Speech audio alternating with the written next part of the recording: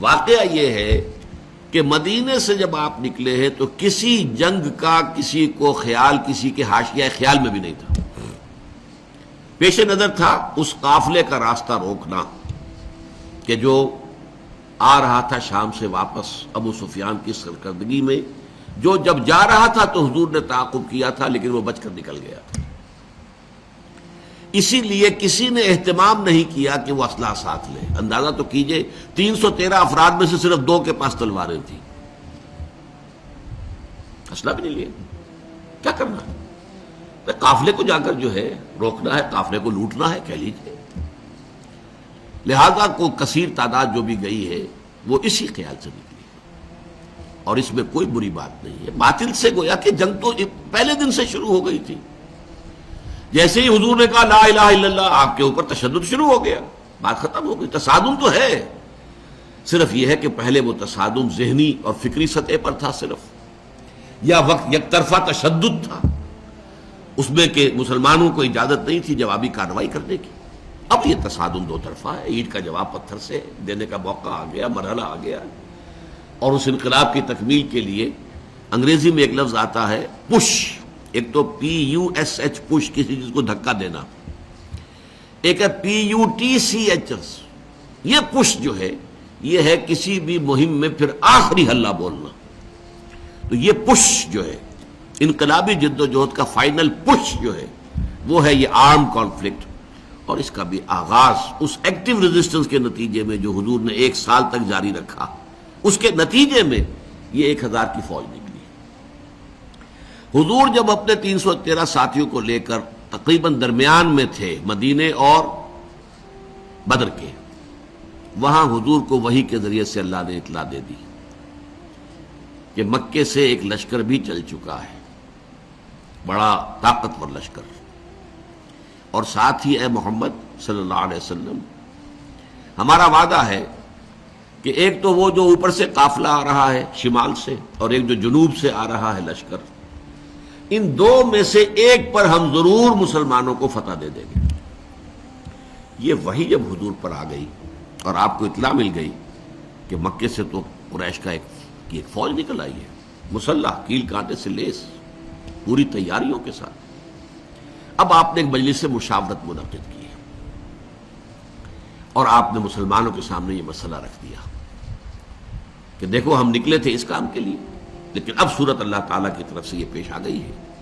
وہ قافلہ بھی آ رہا ہے اور ادھر سے لشکر بھی آ رہا ہے، اور اللہ کا وعدہ ہے ان میں سے ایک پر لازماً اللہ ہمیں فتح عطا کر دے گا. تو بتاؤ کہ ہم کدھر چلیں، لشکر کی طرف چلیں یا قافلے کا پیچھا کریں؟ اس کو آپ جدید اصطلاح میں یہ کہہ سکتے ہیں کہ یہ اپنے ساتھیوں کے مورال کو ریڈ کرنے کی حضور کی طرف سے ایک کوشش تھی. پتہ چلے ساتھیوں کی کا مورال کیا ہے، کیا عالم ہے، ان کا حوصلہ کیا ہے، ان کے جذبات کیا ہیں، ان کی امنگیں کیا ہیں. آیا وہ ڈر جاتے ہیں یہ سن کر کے لشکر آ رہا ہے، قریش کا لشکر؟ قریش کا تو یوں سمجھیے کہ اس کا لفظ ایک دہشت پیدا کرنے والا تھا عرب کے اندر. قریش، ان کا لشکر اور تیاری کے ساتھ پوری طریقے سے کیل کانٹے سے لیس، یا یہ ہے کہ ان کے اندر اس کیفیت سے اور استقامت پیدا ہوتی ہے کہ ٹھیک ہے اب وقت آیا، اب وقت شہادت آیا ہے، اب وقت آیا ہے کہ ہم اپنا جو مقصود و مطلوب ہے، شہادت ہے مطلوب و مقصود مومن، نہ مال غنیمت نہ کشور کشائی. تو حضور نے جب یہ مشورے کے لیے بات رکھی، یہ بات بڑی اہم ہے، بڑی پیارا واقعہ ہے یہ سیرت کا. مہاجرین میں سے کئی افراد نے کھڑے ہو کر تقریریں کی بڑی جوشیلی. حضور جو حکم آپ کا ہو آپ بسم اللہ کریں، ہم تیار ہیں، ہر شے کے لیے تیار ہیں، فیصلہ آپ کو کرنا. حضرت ابو بکر نے تقریر کی رضی اللہ تعالی عنہ، لیکن حضور نے کوئی خاص اہمیت نہیں دی.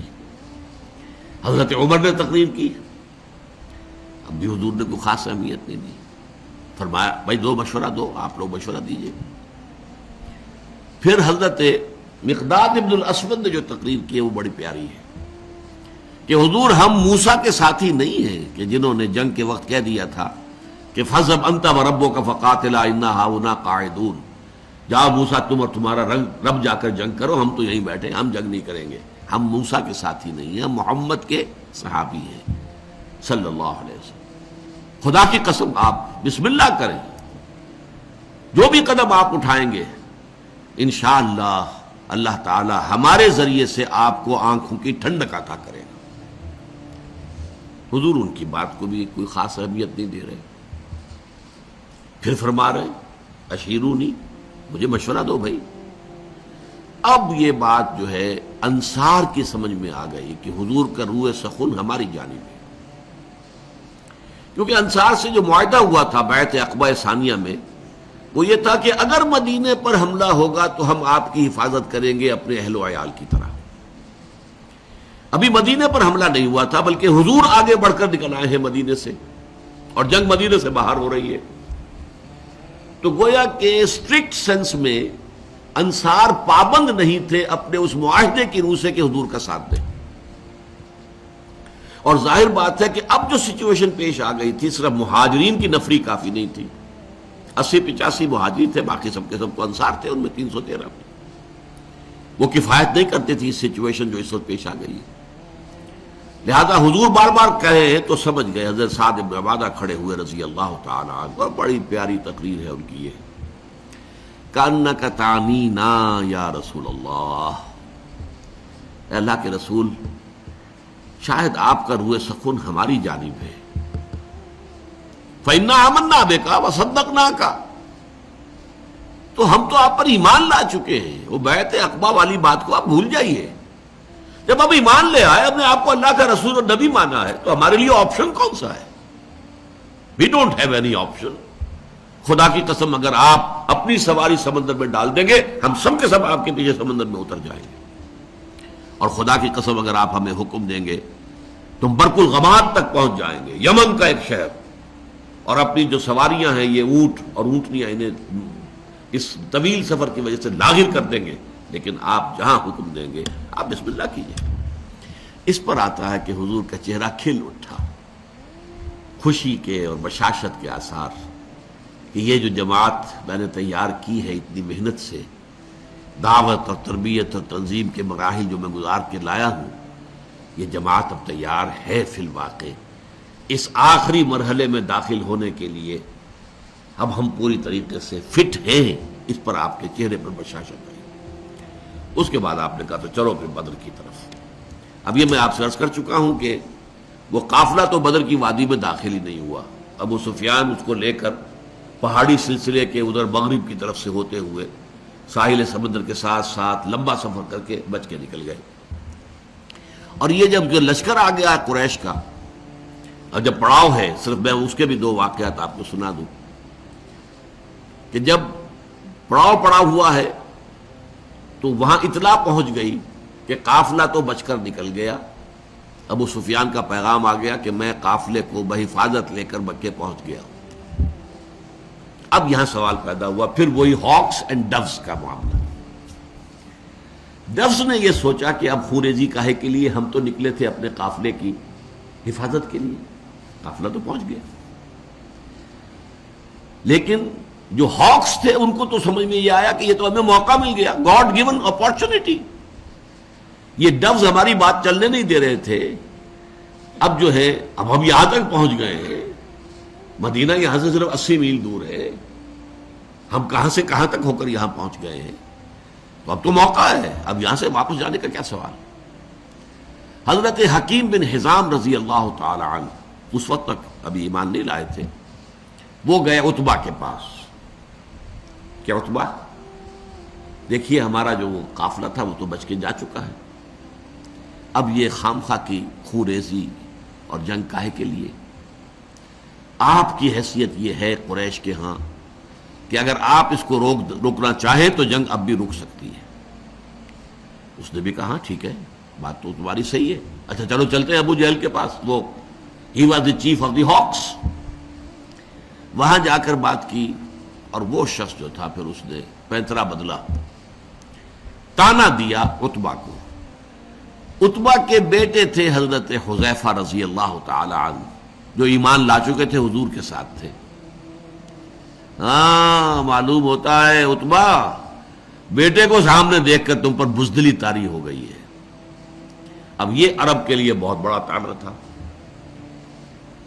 دوسری طرف اس نے یہ کیا کہ وہ جو ایک مارا گیا تھا وادی نخلا میں ایک مشرک، اس کے بھائی کو بلایا کہ دیکھو یہ تمہارے بھائی کے قاتل جو ہیں وہ اب سامنے پڑے ہوئے ہیں، لیکن یہ لوگ چاہتے ہیں کہ جنگ نہ ہو۔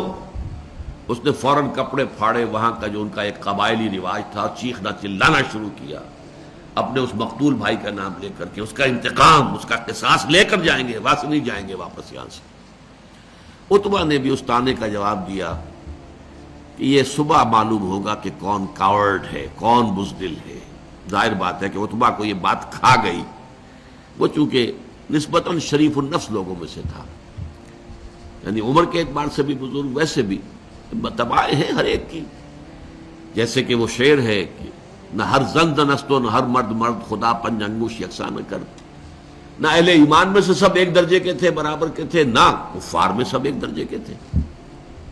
کافروں میں انتہائی سخت معاند بھی تھے، اور کافروں میں وہ شخص بھی تھا جنہوں نے حضور کو پناہ دی تھی جبکہ آپ طائف سے آئے ہیں مایوس لوٹ کر، وہ بھی کافر ہی تھا، مشرک تھا۔ اور ظاہر بات ہے کہ ابو طالب بھی تو کفر ہی کی حالت میں دنیا سے گئے ہیں، لیکن حضور کی مدد کرتے رہے، آپ کو سہارا دیتے رہے۔ تو ہر طرح کے لوگ ہوتے ہیں، تو عتبہ در حقیقت ان میں سے شریف النفس لوگوں میں سے تھا، لیکن شریف آدمی کو پھر یہ تانا بھی کھا جاتا ہے بری طرح۔ تو اس نے کہا اچھا یہ تو کل صبح پھر فیصلہ ہوگا کہ بزدل کون ہے۔ نتیجہ یہ ہوا ہے کہ پھر اگلے دن سب سے پہلے عتبہ میدان میں آیا۔ یہ اس تانے کا نتیجہ، اپنے بھائی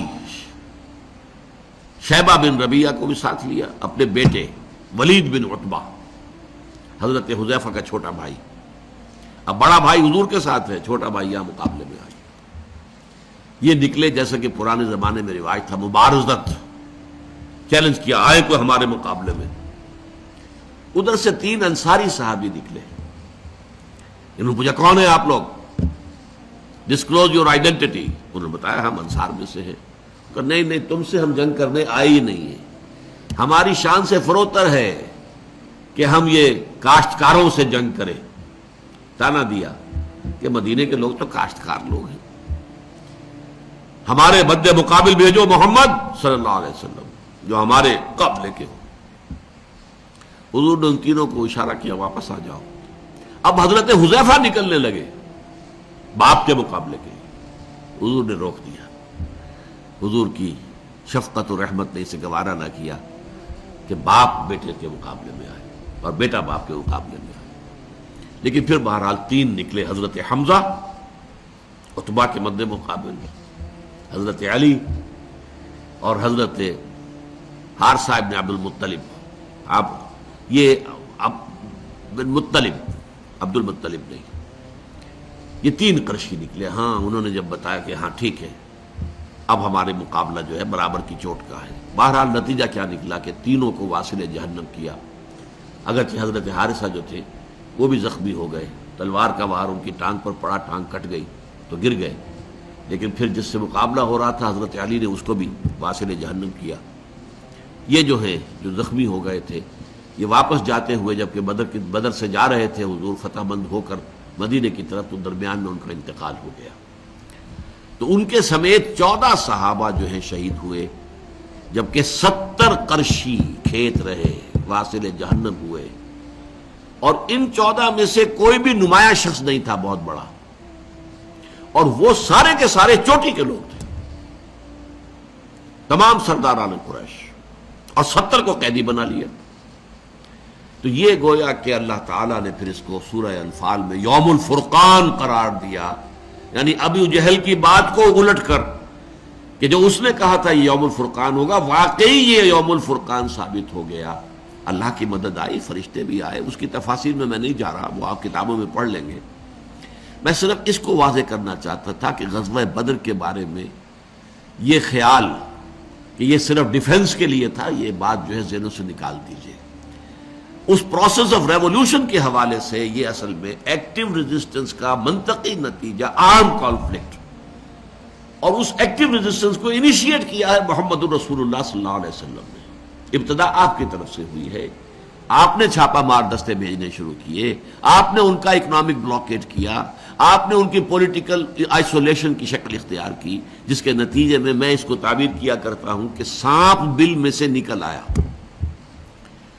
سانپ کو مارنا ہو تو کیا کریں گے؟ تو بل میں گھسا ہوا ہے، تو آپ کو معلوم ہے نا، کوئی بین وین بجاتے ہیں کچھ تاکہ وہ کوئی باہر نکل آئے۔ اب پتہ نہیں وہ بین سے کچھ واقعی کوئی اثر ہوتا ہے یا نہیں ہوتا ہے، لیکن جو عام میں تو آپ کو سمجھانے کے لیے کہہ رہا ہوں۔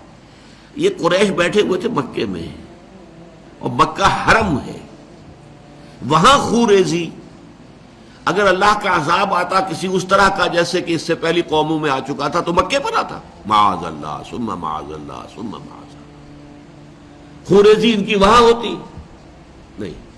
اس سانپ کو تو نکالنا تھا، اس سانپ کو نکالنے کے لیے محمد الرسول اللہ صلی اللہ علیہ وسلم نے جو اقدام کیا، جو ایکٹیو ریزسٹنس کا جو پروسیس شروع کیا، اس کے نتیجے میں وہ 1000 کا لشکر نکل کر جو آیا ہے، وہ گویا کہ سانپ جو ہے وہ اپنے بل سے باہر آ گیا اور میدان بدر میں اس کا سر کچلا گیا۔